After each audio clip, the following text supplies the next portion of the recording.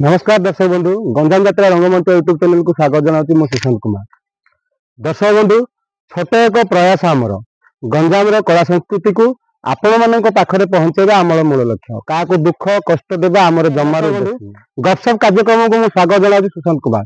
दर्शक बंधु आज आम पाखे एमती एक कलाकार अच्छा जे कि सारा गंजाम चांचल्य सृष्टि कर one and only Rohit Ravan नाम परिचित जे कि गंजाम किंग कहले अत्युक्ति हम ना, डायलॉग स्टार कहले अत्युक्ति हम ना एवं एक्शन मास्टर कहले अत्युक्ति हम ना। दर्शक बंधु आज सहित किसी कथबार्ता है और व्यक्तिगत विषय एवं आम गंजाम कला संस्कृति विषय किसी पचारि बुझी ना। नमस्कार दर्शक बंधु गपसप कार्यक्रम को स्वागत। रोहित भाई नमस्कार। नमस्कार। आम कार्यक्रम को स्वागत। प्रथम गंजाम जात्रा रंगमंच को मोर स्वागत। द्वितीय देखुथिया गंजाम जिला अगणित दर्शक मन को मोर नमस्कार। मो रोहित रावण गोपालपुर गंजाम दिगपल्ली ब्लॉक। प्रथम कला लाइन को केंदी आसिले? प्रथम कला लाइन को आसबार प्राय 20-22 वर्ष होगा। 2002-2003 मु सखीनाथ उत्पत्ति। द्वितीय लेडीज आमर कुसुमाथा आमर गीत नाट्य था हिरणाक्ष बध से बसुमाथा रोल कर। द्वितीय नर्तकी सुर्पणखा। तृतीय सीता भूमिकार किसी दिन अभिनय कर। 2017 मसीहा ठू मु रावण नाम शिखिले माने के शिखिला कौन शिखिले? मु शिखार लक्ष्य देते भगवान मास्टर गुरु भगवान मास्टर भगवान साहू भ्रमरपुर ग्राम। द्वितीय पद्मनाभपुर आमर गौरेश रेड्डी आज्ञा किसी शिक्षादान कर। तृतीय मैनेजर जी स्वप्न कुमार प्रधान शिक्षा कर। तो आमर पूर्वतन रावण जे दिवस पाड़ी से आज्ञा बहुत शिक्षादान दी। रोहित रावण नाम परिचित है? रोहित रावण नाम परिचित करवा लोक होती भगवान मास्टर। प्रथम मु सब जगह नाटक हिं कर मास्टर कौन सी मास्टर मु जीवार ना। दर्शक मैंने किसी ना कि अभिनय कर रोहित रावण माने हिं कर प्रथम अलग केत कौ मास्टर प्रथम गले? प्रथम भगवान साहब ना तापर कह गले प्रताप मास्टर पंकज मास्टर पद्य मास्टर पिंटू आज्ञा तापर सनातन आज्ञा समस्त माने व्यक्तिगत हिसाब से मंच खेल भारी भल लगे माने को मास्टर को भगवान मास्टर मंच खेल भल लगे कौन पे जानी एंकरिंग भल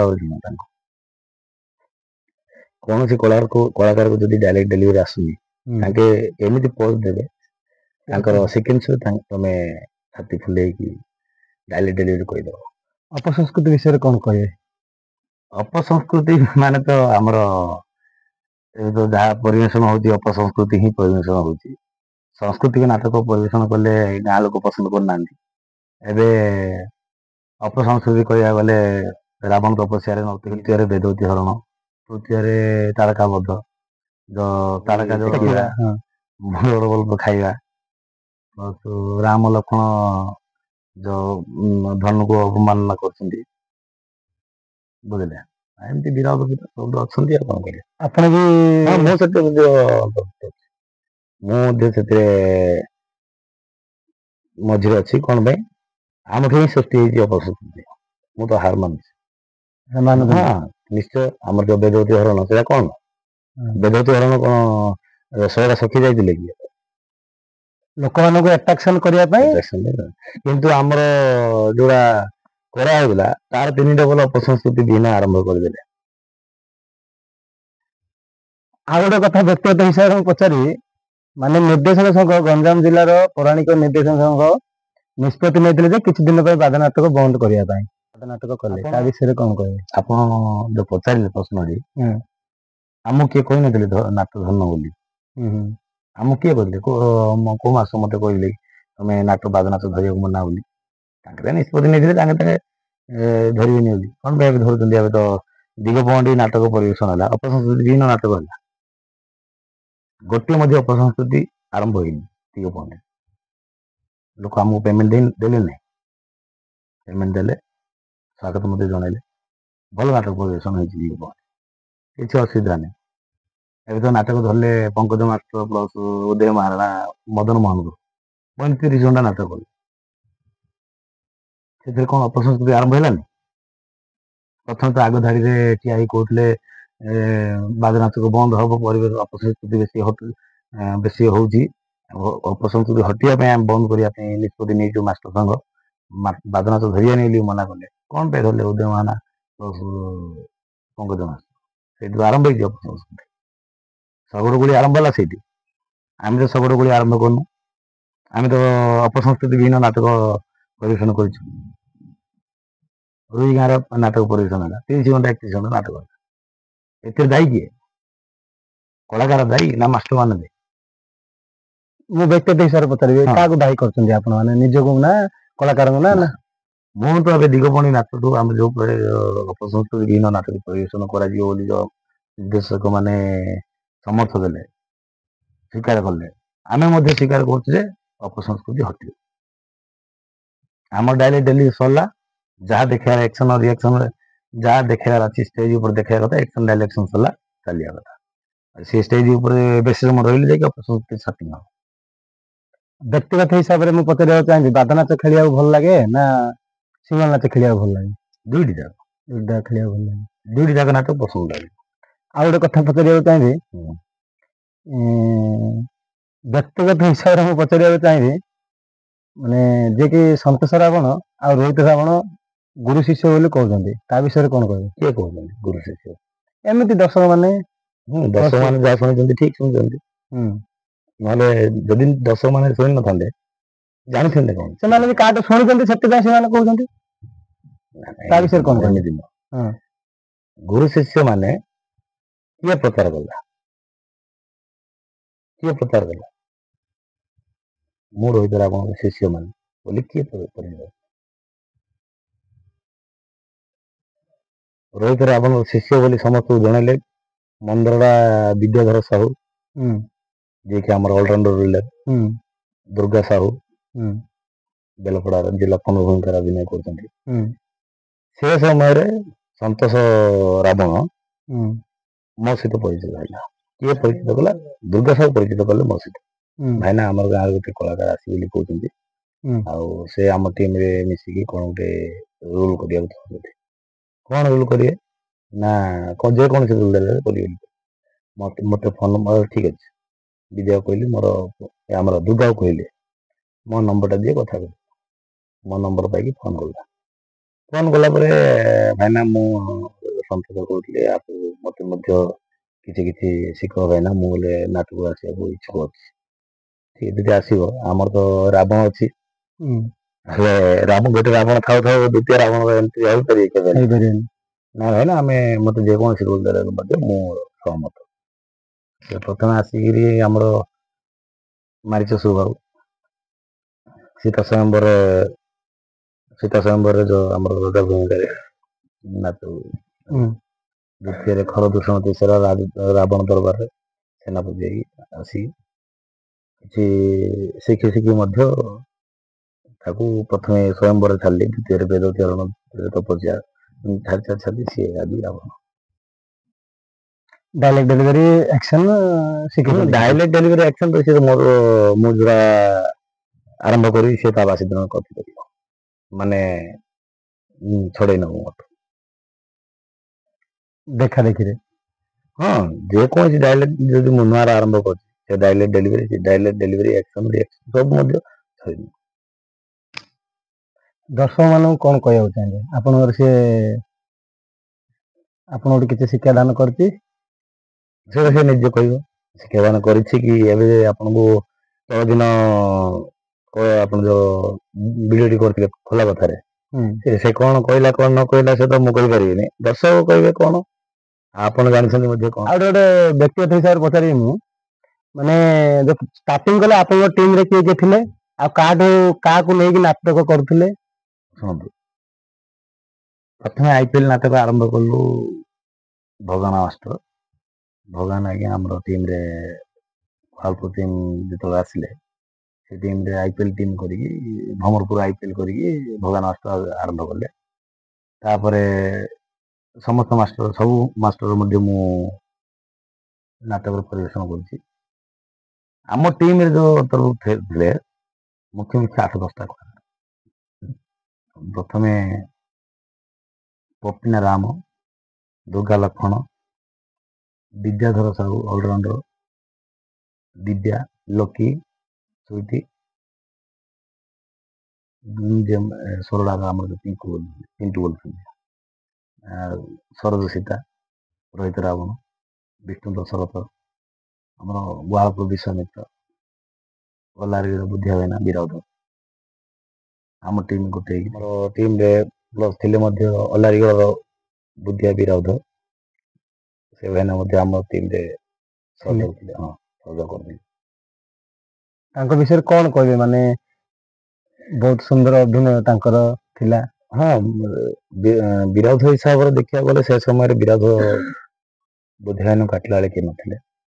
ତାଙ୍କର କଳା ତ ସେ ଆଗ ଧାଡ଼ିର କଳାକାର।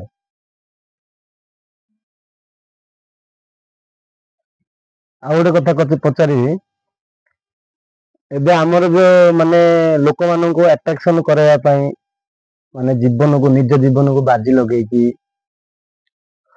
ମାନେ କାଚ ଖାଉଛନ୍ତି, ବିୟର ବୋତଲ ଭାଙ୍ଗୁଛନ୍ତି ମୁଣ୍ଡରେ, ମାନେ ନଡ଼ିଆ ଭାଙ୍ଗୁଛନ୍ତି, ପଥର ଭାଙ୍ଗୁଛନ୍ତି କଳାକାର। ସେଟା କଣ କରିବା ଦ୍ଵାରା କଣ? ସେଇ ଯାକ ଶୁଣନ୍ତୁ, ବର୍ତ୍ତମାନ ଏବେ କିଛି ଦିନ ହେଲା ବାଦ ନାଚ ଥିଲା ସେତିକି ବନ୍ଦ ଥିଲା। ଏବେ ତ ଆରମ୍ଭ ହେଇନି। ନେକ୍ସଟ ଆମର ପ୍ରୋଗ୍ରାମ ଅଛି ମଳାମଞ୍ଜା, ନଭେମ୍ବର 10 ତାରିଖ ଦିନ ଚିକିଲି ପାର୍ଟି ସହ ଆମର ଜିରା ପାର୍ଟି ମୁହାଁମୁହିଁ ହେବେ। ସେଥିରେ କଣ କରାଯିବ ଜଣାପଡ଼ିବନି, କିନ୍ତୁ ବର୍ତ୍ତମାନ ଆଗ୍ରହ ଅପେକ୍ଷା କହିଲେ ତ ସେ ଯାକ ଗୋଟେ ଅପସଂସ୍କୃତି। ବୁଝିଲନି, କଳାକାର ମାନଙ୍କୁ ଯଦି ରିକ୍ସ ନ ନେଲେ ମାଷ୍ଟର ମାନେ ଡାକିବେନି।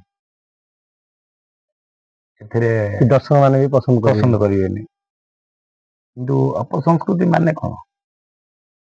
ଖାଲି ରୋଡ ବଲକୁ ଚୋବେଇ ଦେଲେ ଅପସଂସ୍କୃତି। ଏଇଟା ତ ଆଗରୁ ଚାଲିଥିଲା।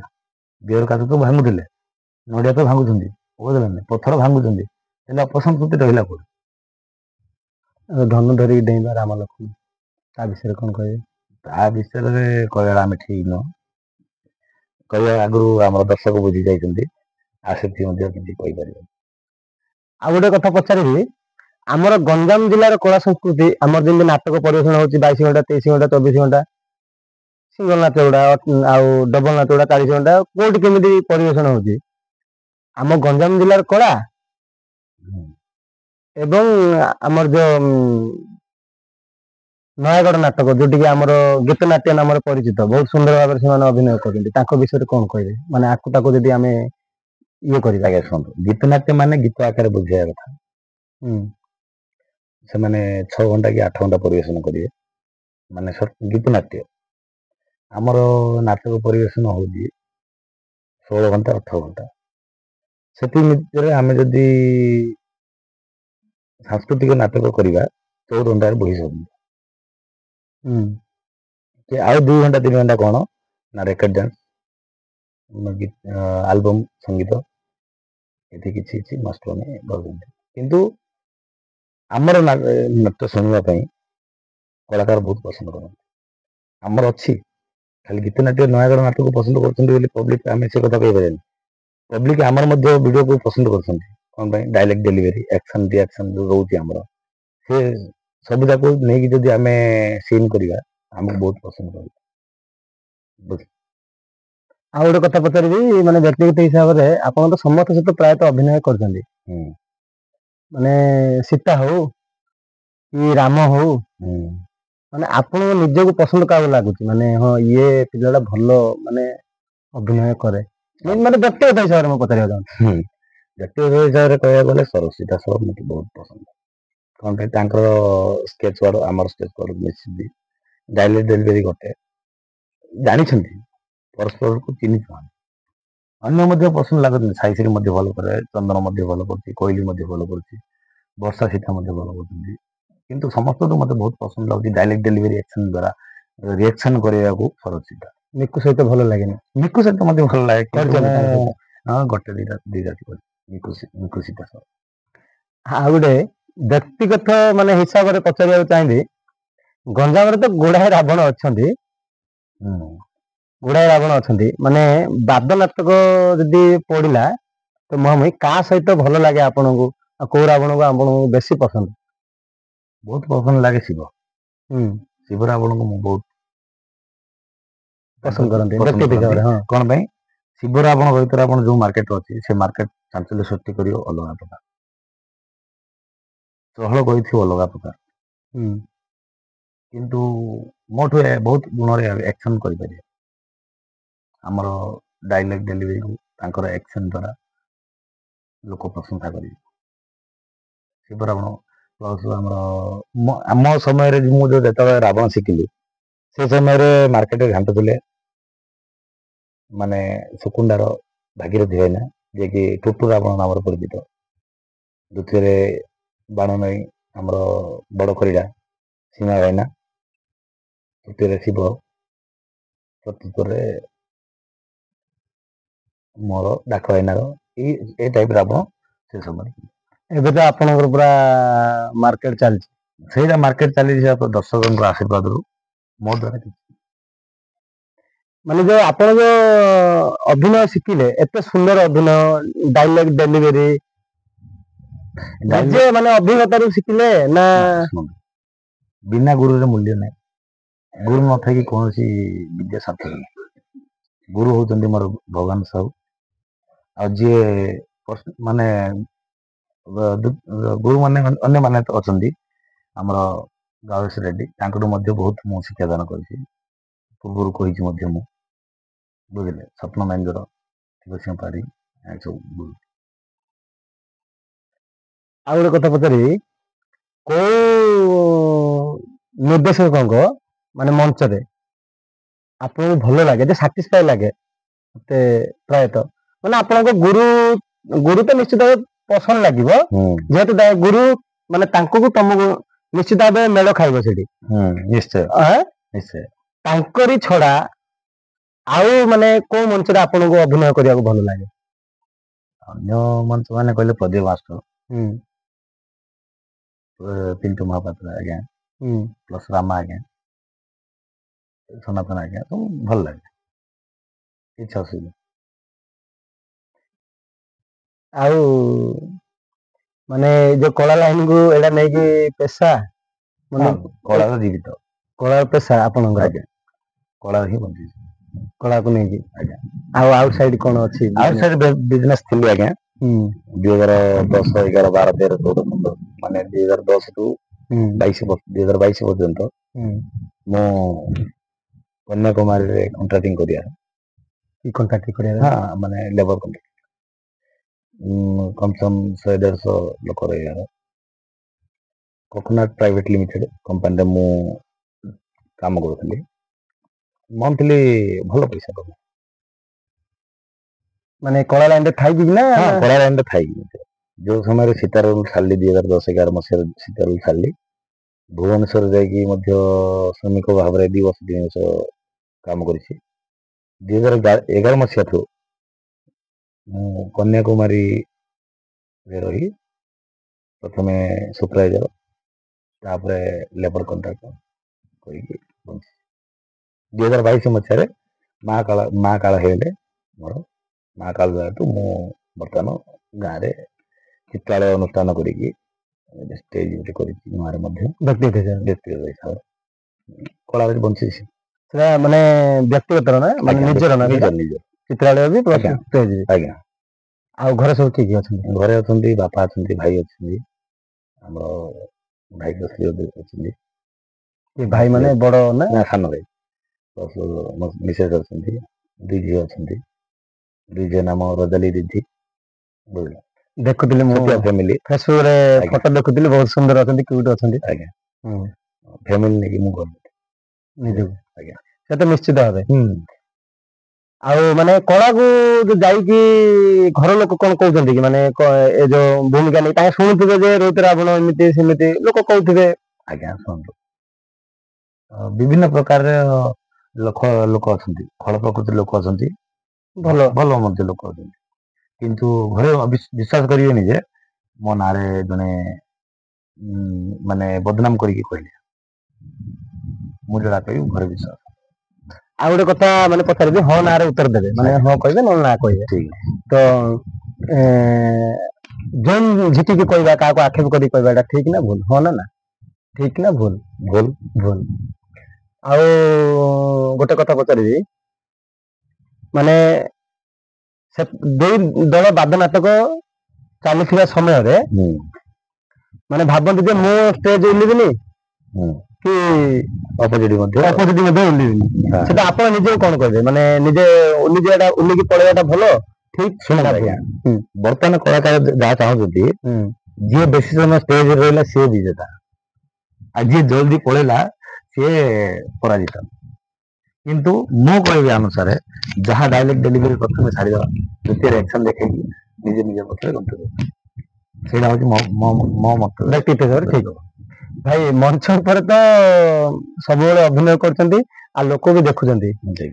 ଲାଇଭରେ ଗୋଟେ ଡାଇଲଗ ଗୋଟେ ହେଇଯାଉ, ଯୋଉଟା କି ଆମର ଡାଇଲେକ୍ଟ ଡେଲିଭରି।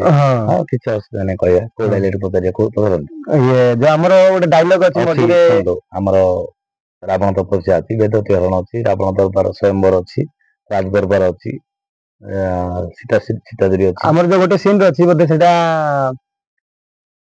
ଆମର ବେଦମତୀ ହରଣର ବୋଧେ, ବେଦମତୀ ହରଣର ବୋଧେ ଅବସାୟନ କରାଯାଇ କନକ ଲଙ୍କା ମୋହିଗ ରାବଣେଶ୍ୱର ବିଧାତାର ଚତୁର୍ଥ ସନ୍ତାନ ମୋହି, ତୃଷ୍ଟ କରି ସ୍ୱୟଂ ମରାଳ ବାହନ ଲଭିଅଛି ଦିଗ୍ବିଜୟର ଶକ୍ତି, ନୀଳ ନୀଳ ସିନ୍ଧୁ ଘେରା ତୀରେ ଅବସ୍ଥାନ କରେ ମୋହି କନକ ଲଙ୍କା ଉପରେ। ଏ ଡାଇଲେକ୍ଟ ଥିଲା ଆମର ରାବଣ, ଯିଏକି ଦର୍ପାନ୍ଧ ଦଶରଥ ଯେତେବେଳେ ପ୍ରଭାବିତ ହେଇ କହିଛନ୍ତି। କାହାକୁ କହିଛନ୍ତି ସେଇଟା? ଏଇଟା ତ ମାନେ ନିଜେ ନିଜେ ନା ବେଦବତୀ ପଚାରୁଛନ୍ତି ଆପଣ କିଏ? ବେଦମତୀ ତ ଡାଇଲଗ କହିଲେ ସେଠି। ଆଜ୍ଞା। ଆଉ ଗୋଟେ କଥା, ସୀତା ଚୋରିରେ ମାନେ ସୀତା ଏକା ଥିବେ, ଆପଣ ଯିବେ ମାନେ ଚୋରି କରିବେ, ଯୋଗୀ ବେଶ ହେଇକି ଯିବେ, ଚୋରି କରିବା ପାଇଁ ଯିବେ, ସୀତା ଏକା ଥିବେ, ସେ ସମୟରେ କେମିତି ଯିବେ? ମାନେ ଶୁଣନ୍ତୁ, ମୁଁ ଗଲା ପରେ ସେଠି ପଚାରି, ଆମର ତ ଡାଇଲେକ୍ଟ ଡେଲିଭରି ଆମ ବହି ଟିକେ ଅଲଗା, ସମସ୍ତରୁ ବହି ଦୁନିଆର ଟିକେ ଅଲଗା। ସୀତା ପଚାରୁଛନ୍ତି କିନ୍ତୁ ନିଘଟିତ ଅରଣ୍ୟ, ହିଂସ୍ର ଜନ୍ତୁଙ୍କର ବାସସ୍ଥଳୀ, ଏଠାକୁ ମନୁଷ୍ୟ ଗୋଟିଏ ଆସିଲା କେଉଁଠୁ? ମାନେ ରାବଣ କହୁଛି, ଆଉ ନିରାଶ କର ମନ, ମୁଁ ଯେ ପୂର୍ଣ୍ଣ ଉପବାସୀ, କ୍ଷୁଧାରେ ପ୍ରାଣ ମୋର ଅସ୍ତବ୍ୟସ୍ତ ହେଲାଣି, ମା ତୁମେ ତ ଦୟାର ଅନ୍ନତାରିଣୀ, ଦୟାକରି ତୁମର ଆହାରରୁ ଅଧିକ ଦେଇ ଏଇ ଦଗ୍ଧପ୍ରାଣ ବଞ୍ଚାଇ ରଖ ମା। ମାନେ କହିଲେ, ସୀତା ପଚାରିଲେ, ହେ ଜ୍ୟୋତିଷ, ପତିଦେବ ମୋ ଶିକାରକୁ ଯାଇଛନ୍ତି, ଫେରିଲେ ନିଶ୍ଚୟ ଅତିଥି ସତ୍କାର କରିବେ, କିଛି ସମୟ ଅପେକ୍ଷା କର।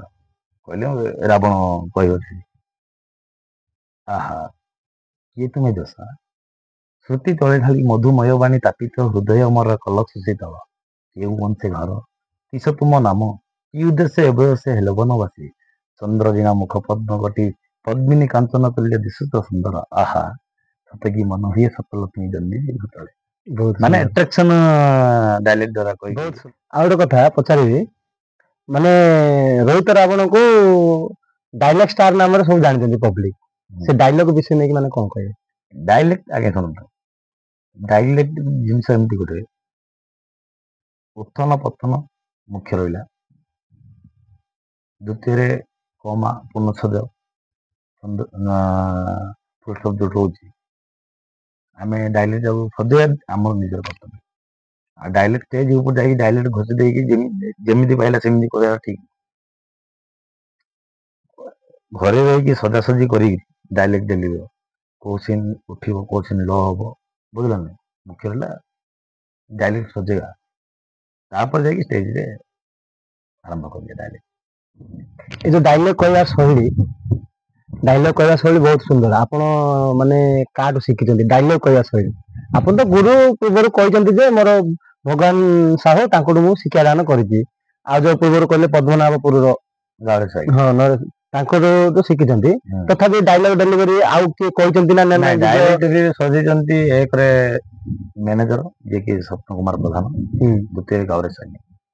ଏଇ 2 ଜଣ ଦ୍ୱାରା ମୁଁ ଡାଇରେକ୍ଟ ଡେଲିଭରିରେ ପରିଚିତ। ଆଉ ଗୋଟେ କଥା ପଚାରିବି, ଆଗରୁ ଯୋଉ ରାବଣ ତପସ୍ୟା କରୁଥିଲେ ମାନେ ଗୌରୀକ ବସନ ପରିଧାନ କରିକି ମାନେ ଛାତିର ସବୁ ପୋଷାକ ପିନ୍ଧିକି ଯାଉଥିଲେ, ଏବେ କେବଳ ମାଳି ଟିକେ ପିନ୍ଧିକି ମାନେ ହାତରେ ରୁଦ୍ରାକ୍ଷ ଟିକେ ପିନ୍ଧିକି ସେଇଟା ଯାଉଛନ୍ତି। ତା ଭିତରେ ଆଉ ଏ ଭିତରେ ଫରକ କଣ ଟିକେ କହିବେ? ମାନେ କିଏ ବାହାର କଲେ ଏଇଟା ଆପଣ କହିପାରିବେ? ଏଇଟା ତ ବାହାର କରୁଛନ୍ତି ଆଜ୍ଞା, ଯେତେବେଳେ ବାହାର କଲେ ମୁଁ ଛାତି ପିନ୍ଧିଛି। ପ୍ରଥମେ ମୁଁ ଯେତେବେଳେ ରାବଣ କଲି ଛାତି ପିନ୍ଧି ଯିବାର ପ୍ରଥମେ ଏଇଟା ଭାଗୀରଥୀ ନହେଲେ ଶିବ ଆରମ୍ଭ କଲେ, ମୁଁ ଆରମ୍ଭ କଲି। ଆଉ ସୀତାଚୋରୀ ଯୋଉ ଆମେ ଯୋଉ ଗଲା ପରେ ଯୋଉ ବୁଜୁଳା ଧରିକି ଯୋଉ ଆରମ୍ଭ କଲେ ସେଇଟା ମୁଁ ଆରମ୍ଭ କଲି। ସେଇଟା ପବ୍ଲିକ ମଧ୍ୟ କରିବେ ପ୍ରଥମରେ ପଦ୍ମନାଭପୁର। ଏବେ ସମସ୍ତେ ସେଇଟା କରୁଛନ୍ତି। ହଁ ସେଇଟା କରୁଛନ୍ତି। ମାନେ ତପସ୍ୟାର ବେଶଭୂଷା ଚେଞ୍ଜ କରୁଛନ୍ତି ଭାଗୀରଥୀ ଶିବ, ଭାଗୀରଥୀ ଭାଇନା ଶିବ ଭାଇନା। ଆଉ ସୀତାଚୋରୀର ମଡିଫାଇ କରିଥିଲେ ମୁଁ ନିଜେ। ଆଉ ଗୋଟେ ମୁଁ ନିଜେ ଦେଖିଛି ଆପଣଙ୍କର ଅଭିନୟ ସୀତାଚୋରୀରେ, ମାନେ ସମସ୍ତେ ଭିକ୍ଷା ଥାଳି ଦେଲା ସମୟରେ ସୀତା ମାନେ ଥାଳିଟାକୁ ଏମିତି ଫୋପାଡ଼ି ଦିଅନ୍ତି, ତାପରେ ହାତକୁ ଧରି ଦିଅନ୍ତି।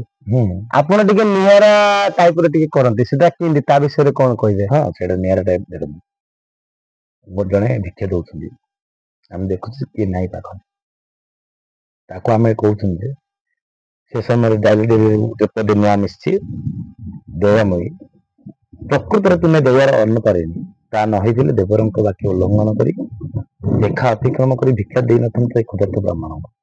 ଦେଖ ଦେଖ ସଖୀ, ସୁଖୀ ଥିଲା ନିଜାଗରେ ପ୍ରେମର ପତ୍ନୀ, ଦେଖିତବ ମୃଣାଳ ବର୍ଦ୍ଧିତ କର ସ୍ପର୍ଶେ ସଲିଳ ସତେ ବାହିଲେ ତ ନବ, ହସି ହସି ପାର ହେବି ସନ୍ତାପ ସାଗର। ଏମିତି ଡାଇରେକ୍ଟ କହିକି ସୀତାକୁ ଚୋରି କଲେ ତାର ଆଟ୍ରାକ୍ସନ କରିଦିଅ ଲୋକ। ଡାଇଲଗ କହିବା ଶୈଳୀ ଆପଣଙ୍କର ମୁହଁର ଏକ୍ସପ୍ରେସନ ବହୁତ ସୁନ୍ଦର ଲାଗେ। ଆଜ୍ଞା, କଣ ପାଇଁ ଡାଇଲେକ୍ଟ ଡେଲିଭରି ଯଦି ଆମେ କହିବା ଶୈଳୀ ମୋ ଏକ୍ସପିରିଏନ୍ସ ସହିତ ଜଡ଼ିତ ନହବ, ଆମେ କଳାକାରର ଥିଲୁ, କଳାକାର ନାମରେ ପରିଚିତ ହେବାନି। ଡାଇଲେକ୍ଟ ଡେଲିଭରି ପ୍ଲସ୍ ମୋର ଏକ୍ସପିରିଏନ୍ସକୁ ଦେଖିବା ଦରକାର।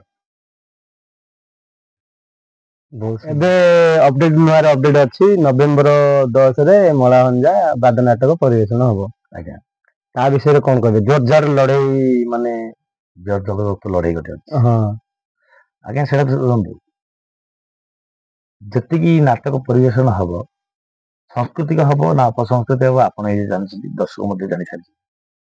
ମୁଁ ସେଥିରେ କହିବାଟା କିଛି କହିଲେ ମଧ୍ୟ ତ୍ରୁଟି ରହିବ।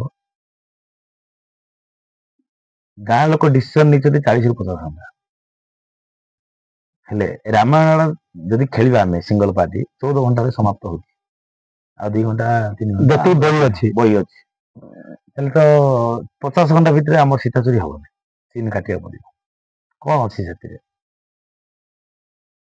40 ଘଣ୍ଟା ଭିତରେ କଣ ନାଟକ ଅଛି? ଶଗଡ଼ ଗୁଳି ଟେକାଟେକି, ବାଣ ଫୁଟାଫୁଟି, ଆଉ କିଛି ଆପଣ ଜାଣିଛନ୍ତି ଆଉ କଣ କହିବେ? ଆଉ ଲଢେଇଟା 3,55,000 ଦେଇଛନ୍ତି, ଟିକିଲି ପାର୍ଟିକି ମଧ୍ୟ 3,71,000। ହେଲେ ମାନେ ରେଟ୍ କଣ ପାଇଁ ଅଧିକ ହେଲା? ମାନେ ଦୂର ଜାଗା ବୋଲି ନା କଣ? ହଁ, ରେଟ୍ ଟା ଦେଇଛନ୍ତି। ଦେଖନ୍ତୁ ଦୂରା ମଳାଭଞ୍ଜା 10 କିଲୋମିଟର କି 8 କିଲୋମିଟର, କିନ୍ତୁ ମଳାଭଞ୍ଜାକୁ ଚିକିଲି ହଉଛି କମସେ କମ 90-95-100 କିଲୋମିଟର। ସେଇ ଯାନବାହନ ପାଇଁ କିଛି ଦେଇକି। ଆପଣ ତ ସୀତା ଭୂମିକାରେ ବି ଆଗରୁ ଅଭିନୟ କରୁଥିଲେ। ଆଜ୍ଞା, କରୁଥିଲେ, ହେଲେ ସୀତା ସହିତ ରାବଣର କିଛି ଡାଇଲଗ ମାନେ ଭିକ୍ଷା ଦେଲା ପରେ ଅଛି। ମତେ ଯେତେବେଳେ ଭିକ୍ଷା ଦେବା ପୂର୍ବରୁ ଡାଇରେକ୍ଟ ଡେଲିଭରିଟା କହିଲି, ଦେଖ ସଖୀ ସୁଖୀ ଥିଲା ନିଦା କରି ପ୍ରେମର ପତ୍ନୀ, ଦେଖିଦବ ମନାଳ ବଧିତ କର ସ୍ପର୍ଶ ସଲିଳ ସତେ ବାହିଲେ ତ ନବ, ହସି ହସି ପାର ହେବି ସନ୍ତାପ ସାଗର। ଏଇ ଡାଇଲେକ୍ଟଟା କହିଲି। ଯେତେବେଳେ ସୀତା କହିବ କିଏ ତୁମେ ଯୋଗୀରାଜ? ମୋର ହସ୍ତ ଧରି ଏପରି ହସି ଉଠିଛ କାହିଁକି? କିଏ ତୁମେ ଯୋଗୀରାଜ? ତୁମେ ପୂର୍ଣ୍ଣ ପରିଚୟ ଦିଅ। ମୁଁ ଯୋଗୀ ନୁହେଁ ଦେବି, ଲଙ୍କାର ରାବଣ ପୁରୁଷୋତ୍ତମ, ମୋର ଶତ ଶତ ରାଣୀ ବିଦ୍ୟମାନ, ମହାବଳବାନ ମୁହିଁ ଏସାର ସୃଷ୍ଟିରେ, ଦଶ ଗ୍ରୀବ ନାମ ମୋର, ବିଶ୍ରବାବୁର ଜନ୍ମ ନିକୋଷା ଗର୍ଭରେ, ସ୍ୱୟଂ କୁବେର ଦେବତା ହେଉଛନ୍ତି ମୋହରି ଅଗ୍ରଜ। ଆଉ ବ୍ରହ୍ମାଙ୍କ ବଡ଼ ବଳରୁ ମୁଁ 56 କୋଟି ଅଣ୍ଡା ଯୁଗକୁ ବର୍ତ୍ତମାନ ପୃଥିବୀ କରେ ଭୋଗ। ବର୍ତ୍ତମାନ ଆୟୁଷ ମୋର ଶତ ଶତ କୋଟି। ସଂକେତ ପାଇନ ଶୀତେ ଆସିଥିଲି ଛଦ୍ମ ଦେଶେ ତୁମରି ନିକଟେ। ଭାଗ୍ୟ ବଳେ କାର୍ଯ୍ୟ ମୋର ହୋଇଛି ସାଧିତ। କାଞ୍ଚନ ତୁଲ୍ୟ ଦେଖି ତୁମର ସୁନ୍ଦର ପ୍ରତିଭା ଭାବୁଅଛି ମନେ। ପୁରନ୍ଦରେ ଜେନେ ସଚି ଘେନି ନନ୍ଦନ କାନନ କରଇ ବିହାର। ମୁଁ ମଧ୍ୟ କମାଇବି ପ୍ରେମର ଉଦ୍ୟାନ, ଡୁବାଇ ଦିଅ ଅଙ୍ଗୁ ଅଙ୍ଗନର ଜ୍ୱାଳା। ଆଉ ଭାବ ମନୁ ବିସର୍ଜନ ଦେଇ ଅଷ୍ଟରତ୍ନ ସୁନିର୍ମିତ ମଣିମୟ ରାଜପ୍ରସାଦରେ ଆଉ ଅଧୀଶ୍ୱର ହୋଇ ସ୍ୱର୍ଗ ସୁଖ ଉପଭୋଗ କର। ସୀତା କହୁଛନ୍ତି, ବହୁତ ସୁନ୍ଦର। ହଁ, ସେ ରାକ୍ଷସ, ତୋର କଣ ମନୋବୃତ୍ତି ଏଇଆ? ଗୋଟେ ବିଶାଳ ରାଜ୍ୟର ଅଧୀଶ୍ୱର ହୋଇ ଗୋଟେ ସତ୍ୟ ଲୁଣ୍ଠନ କରିବାକୁ ଆସିଛୁ? ମୁଁ କି ସାମାନ୍ୟ ନାରୀ ହୋଇବନରେ ପଡ଼ି ପତି ରାମଚନ୍ଦ୍ରଙ୍କ ଭୁଲି ତତେ ପତି ପଦରେ ବରଣ କରିବି? ଛାଡ଼ ଛାଡ଼ ରାକ୍ଷସ, ନଚେତ ଦେଖ ଦେବୀ ଅଭିଶାପ। ଅଭିଶାପ ଦିଅ ଅଭିଶାପ, କେଉଁ ଛାର ମତେ ଦେଖ, ଏହି ପରେ ବଳତ୍କାର ହସ୍ତ ଧରି ଘେନିଯିବି ତତେ। ଦେଖିବି ଏଇ ଜଗଦମ୍ମ ହସ୍ତରେ କିଏ ତତେ ମୁକ୍ତି କରିବ। ମାନେ ସୀତାର ଡାଇଲେକ୍ଟ ମଧ୍ୟ ଅଛି, ରାବଣ ଡାଇଲେକ୍ଟ ମଧ୍ୟ। ହେଲେ ଆଗରୁ ସୀତା ଆଜ୍ଞା, ଭୂମିକାର ଅଭିନୟ କରିଛନ୍ତି, ସେ ଡାଇଲଗ ବି ମନେ ଥିବ। ନିଶ୍ଚୟ। ଗୀତ ଫିତ ଗାଆନ୍ତି? ଗୀତ ତ ଆଜ୍ଞା ସେ ସମୟ ଗୀତ ଏବେ ଆଉ ଭଏସ ନାହିଁ ଗାଇବା ପାଇଁ, ପସନ୍ଦ ଟିକେ ଟିକେ ଏମିତି ଗାଇବା। ଆଗରୁ ଯେତେବେଳେ ଅଭିନୟ କରୁଥିଲେ ଆଜ୍ଞା। ଆପଣ ଯୋଉ ଡାଇଲଗ କହୁଛନ୍ତି ଆଉ ଅଲଗା ଯୋଉ ଡାଇଲଗ କୁହନ୍ତି ବହୁତ ଡିଫରେନ୍ସ ରହୁଛି। ହଁ, ଡିଫରେନ୍ସ ତ ରହିବ। ଡିଫରେନ୍ସ ନ ରହିଲେ ଲୋକ ଲାଇକ୍ କରିବେ କେମିତି? ଏବେ ଯୋଉ ଡାଇଲେକ୍ଟଟା କହିଲି ସେଇ ଅନ୍ୟ ରାବଣ ମାନେ କେହି ମଧ୍ୟ କହିବେନି, ତାଙ୍କ ବହିରେ ମଧ୍ୟ ନଥିବ। ଏଇଟା ଆମର ଆପଣଙ୍କର ବହିରେ ଅଛି ଡାଇଲଗ ନା ନିଜେ? ନାଇଁ ଆମର ପ୍ରାଣ ମାଷ୍ଟର ବହି, ପ୍ରାଣ ମାଷ୍ଟରଙ୍କର ତାଙ୍କର ବହି ଆମେ ନିଜେ ପରିବେଷଣ କରୁ। ଗାଁରେ ମଧ୍ୟ ଅଛି ସେ ବହି। ବହୁତ ସ୍ପଷ୍ଟ ଭାବରେ ବି ଡାଇଲଗ କହୁଛନ୍ତି, ମାନେ ପଦ ଗୁଡାକ କ୍ଲିୟରେନ୍ସ ସବୁ ଶୁଭୁଛି, କୋଉ ଯାଏଁ ପାଠ ପଢିଛନ୍ତି। ଏତିକି ପାଇଁ ତ ଅଡିଏନ୍ସ ମତେ ପସନ୍ଦ କରନ୍ତି, ଡାଇଲେକ୍ଟ ଡେଲିଭରି ଷ୍ଟାର କରନ୍ତି। ଏଇ ଡାଇଲେକ୍ଟ ଡେଲିଭରି ସ୍ପଷ୍ଟ ଭାବରେ ଶୁଭିବା ଯୋଗୁଁ ଲୋକକୁ ମନ ଉତ୍ସାହିତ ହବା ଯୋଗୁଁ ମତେ ବହୁତ ପସନ୍ଦ। ଆଉ ଗୋଟେ କଥା ପଚାରିବି, ମାନେ ପାଠ କୋଉ ଯାଏଁ ପଢିଛନ୍ତି? ଶିକ୍ଷାଗତ କହିବାକୁ ଗଲେ ମୁଁ ମେଟ୍ରିକ କ୍ଲାସ ପାଠ ପଢିଛି, 2nd ଡିଭିଜନ ପାସ୍ କରି। ତାପରେ ଘରର ପରିସ୍ଥିତି ଅଭାବ ଯୋଗୁଁ ମୁଁ ଦେଶକୁ ଯିବାକୁ ବାଧ୍ୟ। ପାସ୍ ହେଲା ପରେ ଆଉ ପଢିନାହାନ୍ତି? ନା ପାସ୍ ହେଲା ପରେ ଆଉ ପାଠ ଭୁବନେଶ୍ୱର। ଆଉ ଗୋଟେ କଥା, ଆଗରୁ ତ ସୀତା କରୁଥିଲେ, ଏବେ ତ ରାବଣ କରୁଛନ୍ତି। ରାବଣ କରିବା ସତ୍ତ୍ୱେ ଆଉ ଅଲଗା କଣ, ମାନେ ମହାଭାରତରେ କିଛି ଭୂମିକାରେ? ମହାଭାରତରେ ମଧ୍ୟ ମୁଁ ଦୁର୍ଯ୍ୟୋଧନ କରନ୍ତି। ଦୁର୍ଯ୍ୟୋଧନ ଡାଇଲଗ ଗୋଟେ କିଛି କହିବେ? ହଁ, କୁହନ୍ତୁ। ଯେତେବେଳେ ହସ୍ତିନାପୁର ବଳରାମଙ୍କ ସହ ଯୁଦ୍ଧ କରି ଆସୁଛନ୍ତି ଦୁର୍ଯ୍ୟୋଧନ, ପିତାମହ କର ପ୍ରତିକାର, ବିଶ୍ୱମୂର୍ତ୍ତି ଧରି ହଳଧର ହସ୍ତିନା କରନ୍ତି ତାଳନା। ଧ୍ୱଂସ ହେବ ବୈଭବ ମୋହର, ହେ କେଶବ ପ୍ରତିହାର କରିନିଏ ବଳଦେବଙ୍କ କର। ଏଇଟା ଦୁର୍ଯ୍ୟୋଧନର କିଛି ପଦେ ଡାଇଲେକ୍ଟ। ବହୁତ ସୁନ୍ଦର। ଆଗରୁ ବି କରୁଥିଲେ ଦୁର୍ଯ୍ୟୋଧନ? ହଁ, ଦୁର୍ଯ୍ୟୋଧନ ମୁଁ ବାଦ ନାଟକରେ କରିଛନ୍ତି। ଦୁର୍ଯ୍ୟୋଧନ, ହଁ, ବାଦ ନାଟକ ମଧ୍ୟ ମୁଁ କରିଛି।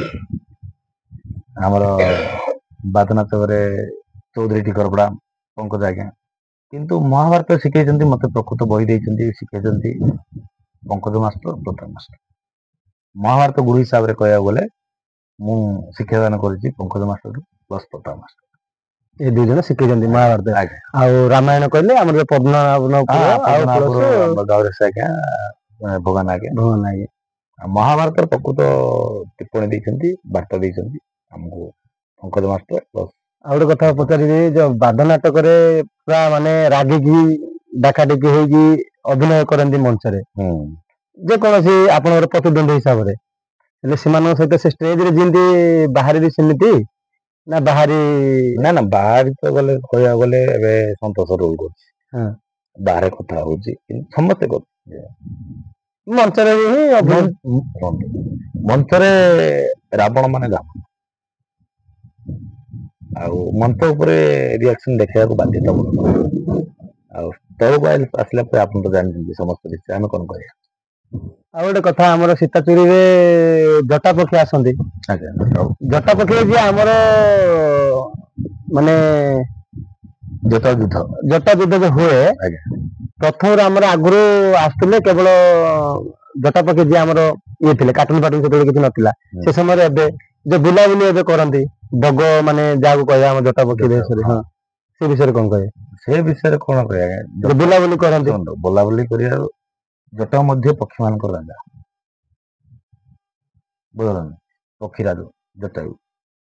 ସେ ରାବଣ କଣ ସହଜରେ ଛାଡ଼ିଥିଲେ କି? ସେ ମଧ୍ୟ ଯୁଦ୍ଧ କରୁଥିଲେ। ସେ ଯୁଦ୍ଧର କିଛି ଅଂଶ ନେଇକି ଆମେ ଗଡାଗଡି ଅବସ୍ଥା, ପ୍ରଥମ ବୁଲାବୁଲି ଅବସ୍ଥା, ଏଇଟା ଟିକେ ଏଇଟା କିଏ ବାହାର କରିଥିଲେ ପ୍ରଥମେ, ମାନେ ବଗକୁ ବୁଲେଇବା? ଏଇଟା ବଗ ବୁଲେଇବା ତ ମୁଁ 2017 ମସିହାରେ ଆରମ୍ଭ କଲି। ପ୍ରଥମେ ଆଗରୁ କିଏ କରୁନଥିଲେ? କାର୍ଟୁନ ତ କାହା ପାଖରେ ନଥିଲା। ଏ ପ୍ରଥମ ଥିଲା ଜଳନ୍ଧର ଟିକରପଡାର ଜଳନ୍ଧର ଭାଇ ପାଖରେ ଥିଲା। ଦ୍ୱିତୀୟରେ ଥିଲା ବଗ ଗୋଟେ, ବଡ ମଣିଷ ଗୋଟେ ଥିଲା ଆମର ଗୌଥିନ ବାୟା ବାବୁ ପାଖରେ ବଗ ଗୋଟେ ଥିଲା। ତାଙ୍କର ସେ ପିଲାକୁ ମୁଁ କିଛି ଶିକ୍ଷାଦାନ ଦେଇକି ଜଟାର ଅଭିନୟ କରିଥିଲେ। ପ୍ରଥମରେ ଆପଣ ସେଟା ବାହାର କରିଥିଲେ? ମୁଁ ନିଜେ କହିବିନି ମୁଁ ଆରମ୍ଭ କରିଛି ବୋଲି, ସେଟା ବଗ ବୁଲାବୁଲି ଆରମ୍ଭ କରିବା କିଏ କରିଛନ୍ତି ବୋଲି କହିଲେ ପ୍ରଥମେ ଦର୍ଶକ ଚିହ୍ନେଇବେ। ହଉ, ଶେଷରେ ଦର୍ଶକ ମାନଙ୍କୁ କଣ କହିବେ? ଦର୍ଶକ ମାନଙ୍କୁ ଆଜ୍ଞା କଣ କହିବା, ଆମର ଗଞ୍ଜାମର କଳା ସଂସ୍କୃତିକୁ ନେଇକି କଣ କହିବେ?